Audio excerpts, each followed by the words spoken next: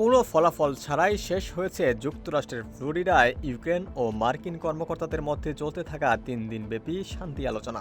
এদিকে আলোচনার শেষ দিন শনিবার ইউক্রেনের বিভিন্ন শহর ও গুরুত্বপূর্ণ অবকাঠামো লক্ষ্য করে আকাশপথে বেশ বড় ধরনের হামলা চালিয়েছে রাশিয়া।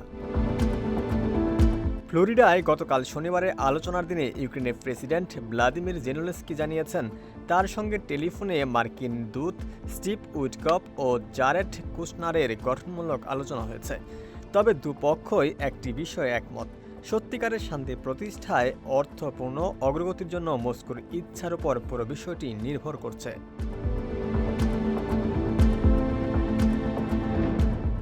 আলোচনায় কূটনৈতিক তৎপরতার পাশাপাশি যুদ্ধক্ষেত্রের বাস্তবতা তুলে ধরা হয়, যেখানে দেখা যাচ্ছে ইউক্রেনের পূর্বাঞ্চলে অগ্রসর হচ্ছে রুশ বাহিনী। শুক্রবার ভোর রাত থেকেই ইউক্রেনে নতুন করে ব্যাপক আক্রমণ শুরু করে রাশিয়া।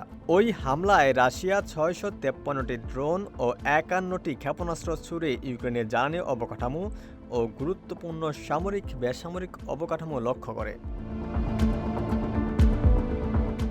হামলায় মোট 29টি এলাকায় আঘাত হানা হয় বলে নিশ্চিত করেন ইউক্রেনের স্বরাষ্ট্রমন্ত্রী ইহর ক্লাইমেনকো। তিনি জানান এতে কমপক্ষে 8 জন আহত হয়েছে। হামলায় জাপোরিজিয়া পারমাণবিক ক্ষেত্রের বিদ্যুৎ সরবরাহ বিচ্ছিন্ন হয়ে যায় এবং সেখানকার রিঅ্যাক্টরের নিরাপত্তা নিয়ে তৈরি হয় শঙ্কা। এই পারমাণবিক অবকাঠামোর বন্ধ হয়ে যাওয়া 6টি রিঅ্যাক্টরকে ঠান্ডা রাখতে সার্বক্ষণিক বিদ্যুৎ সরবরাহ প্রয়োজন।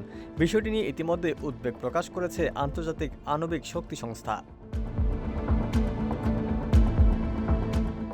ইউক্রেনের প্রেসিডেন্ট ভ্লাদিমির জেলেনস্কি অভিযোগ করেন সর্বশেষ হামলায় জ্বালানি অবকাঠামোকে প্রধান লক্ষ্যবস্তু করা হয়েছে।